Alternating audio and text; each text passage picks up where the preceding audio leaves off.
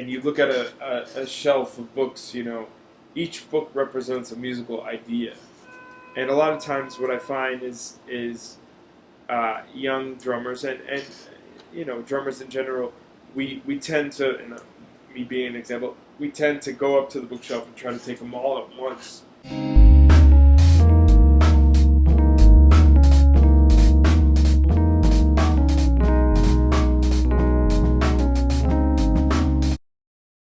Hey guys, greetings from my roof and welcome to the inaugural episode of the 80/20 Drummer podcast.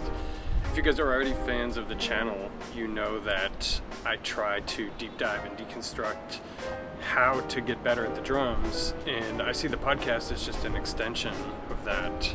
I'm getting great drummers in the room and asking them how they became great. I just finished recording the episode yesterday with Colin Stranahan. Colin, in addition to being a fantastic and super musical drummer, is also just a really inspirational guy. If you're interested in checking out more of Colin's stuff, he doesn't have a website, but you can follow him on Twitter at Colin Stranahan. And if you're interested in learning more about what I do, you can check me out at youtube.com/8020drummer or the8020drummer.com. Alrighty, let's get to it.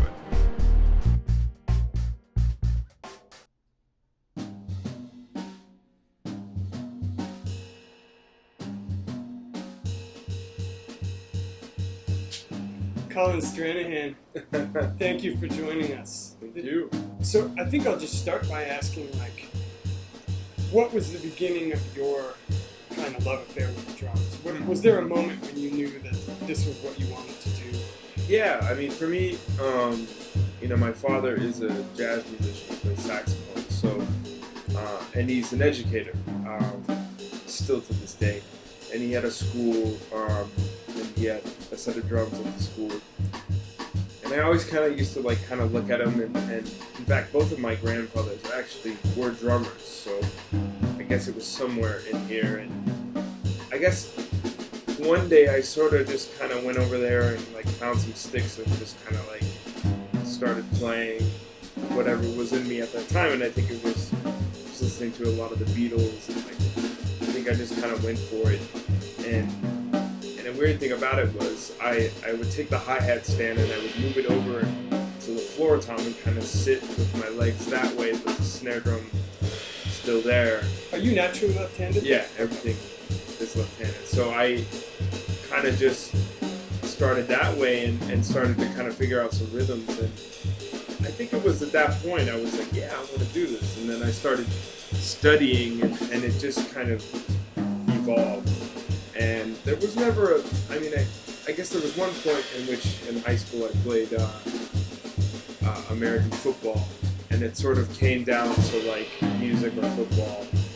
And I sacked the quarterback and I broke his arm, and that's when I said, no, I want to play music. So that was kind of the turning point. But it was pretty natural that I just started making music and wanted to do it, play the drums. Was there a point where it started to become work? Where you had sort of just been doing it for fun, and then you were like, oh shit, now I need to double down and really go to work and discipline myself? Yeah, definitely practicing. I mean, I think I had a lot of, I had good ears, and I was able to sort of get things going by ear. But when it came to actually reading music, I think that was when it was like, oh man, I gotta work on this, I gotta figure it out.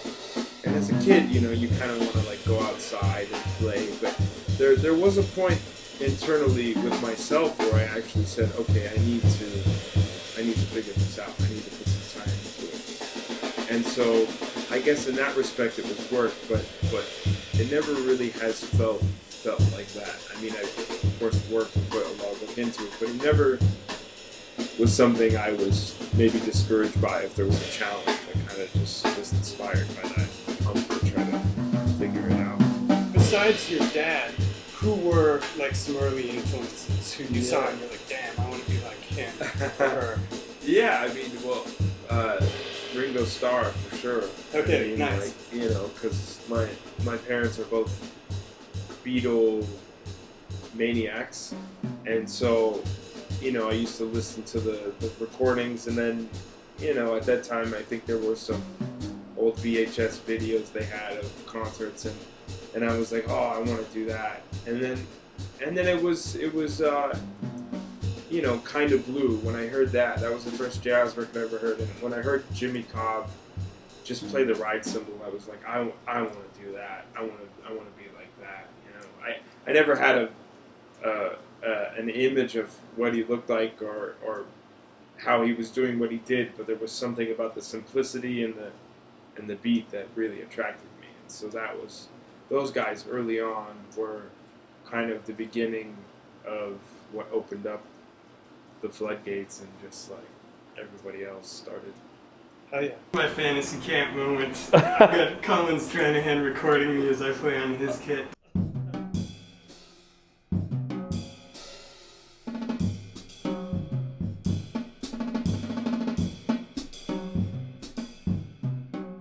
No, it's interesting to hear that your two earliest influences were both sort of musical, intuitive players. I mean, Jimmy Cobb is obviously very technically proficient, but the recording you latched onto was one where he was hardly playing anything but the ride cymbal. Exactly. Yeah. And I definitely see evidence of that in your playing now, as far as you're very technically proficient, but you approach things sort of from the ears down. And my question is, was there ever a point where technique was like a bottleneck for you, where you needed to drill down in order to accomplish something you wanted to? Like, oh man. Yeah, I think so. I think there were certain things when I started checking out people with more technical facility and chops, where I was kind of like, oh wow, I want to know how to do that. Yeah. And so, but I appreciate what you say, because it never really was something that I said, I really need to figure that out.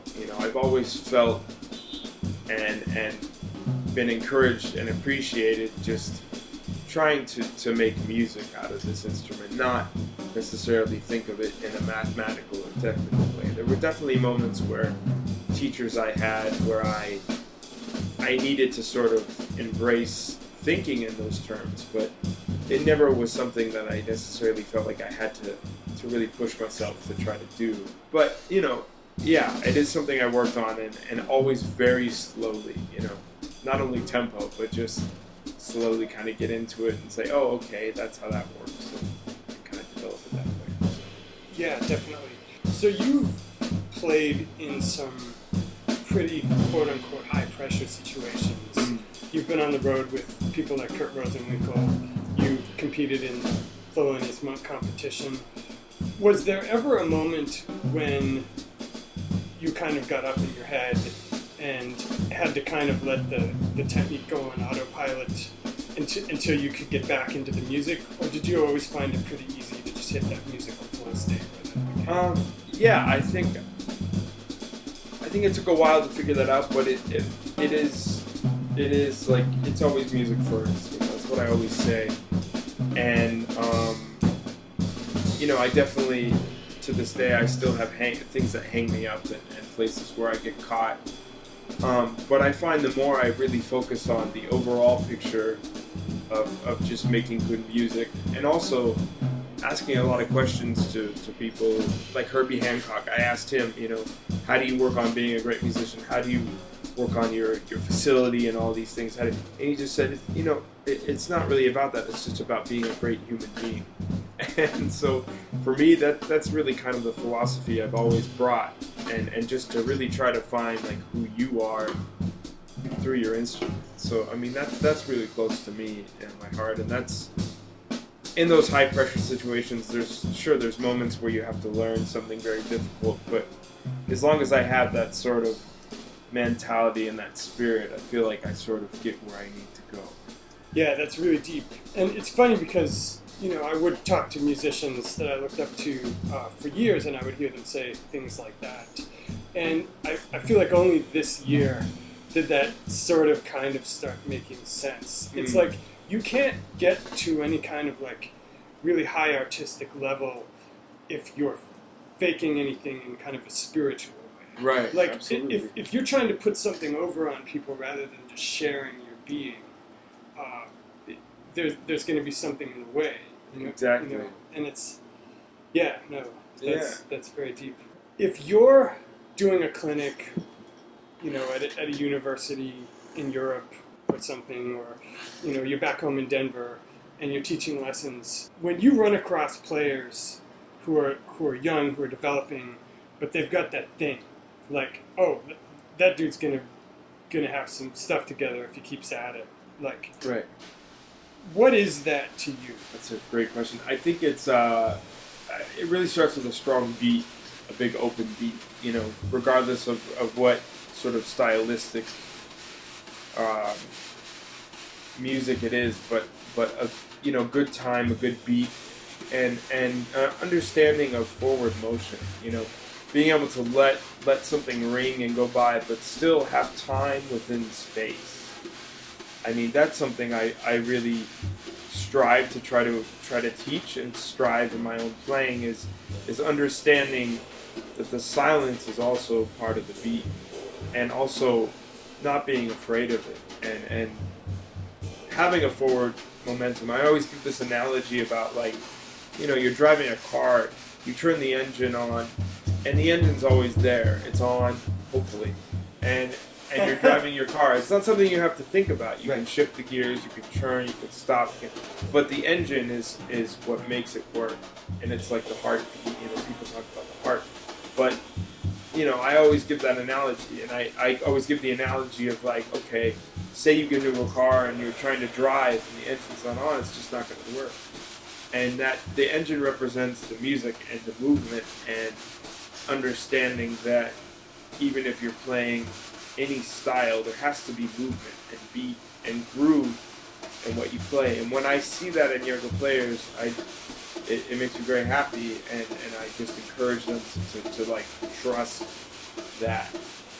what they're doing is okay, and to strive to just work as hard as you can, but always remember, like, momentum, forward motion and beat, widen your beat and adapt and just get that message. Yeah, definitely.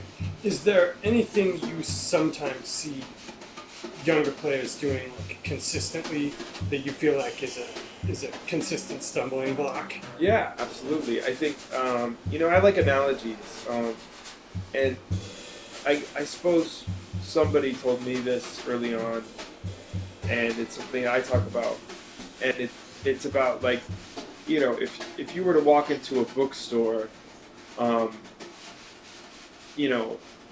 you look at a shelf of books, each book represents a musical idea. And a lot of times what I find is young drummers and drummers in general, we tend to, and me being an example, we tend to go up to the bookshelf and try to take them all at once and open them all up and try to read them all at the same time. And to me that represents, like, chops and an right. idea and a concept. And I really try to talk about how it could be a whole gig. You just pick up one book and one idea and let that be what it is for that time. Whether it's a solo or a gig, a tune, just to really think about that and try to have a conception.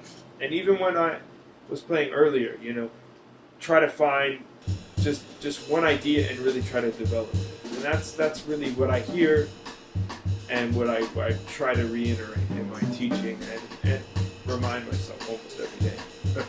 Yeah, for sure. I mean, what I get from your playing when I've heard you before, and especially just now, is like really strong thematic unity, which is fantastic.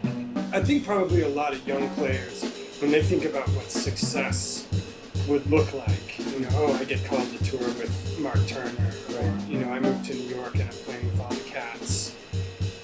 My question is, was there anything that jumped out at you as far as being different about it from your expectation?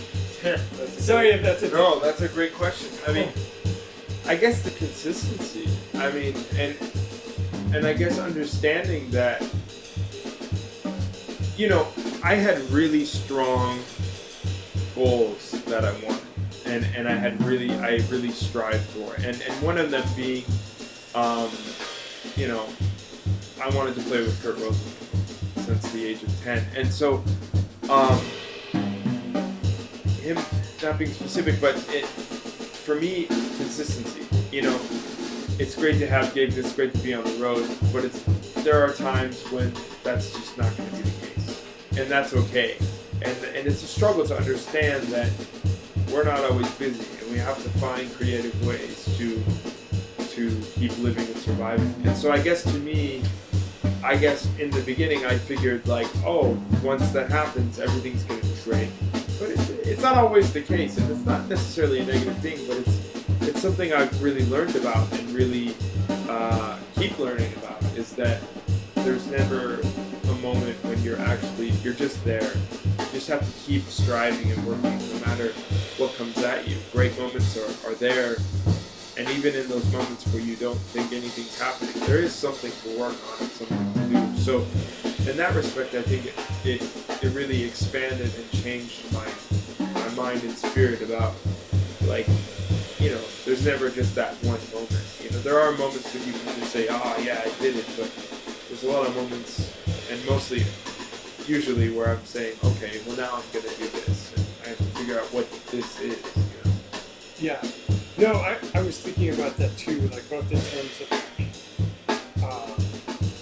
sort of stoicism and also Buddhism, how they kind of converge on that idea that you're going to have highs and lows, and the idea is you kind of want to moderate. It's you let yourself feel good and you let yourself feel bad, but it's not really about when you're at the peak, right. You just can press pause there. No, it's the timeline continues. Absolutely. Do you do any sort of meditation or mindfulness practice or anything? Yeah, I mean, I practice Buddhism. Oh, no kidding. Amazing. Yeah, I chant, and it's a sect of Buddhism from Japan, Nichiren Buddhism, Soka Gakkai, and it's something that's really helped me, and a lot of musicians do it. Herbie Hancock, Wayne Shorter, a lot of people that I have been around, and it really helps me sort of center myself and understand that I can't really seek that happiness or anything else other than from within me. And that's really what helps me, and it helps me balance and also just understand and trust that what I'm doing is great, and that I can only just bring out the best of what I do inside of myself, and also look at everything else as an opportunity and just learn from everyone around me.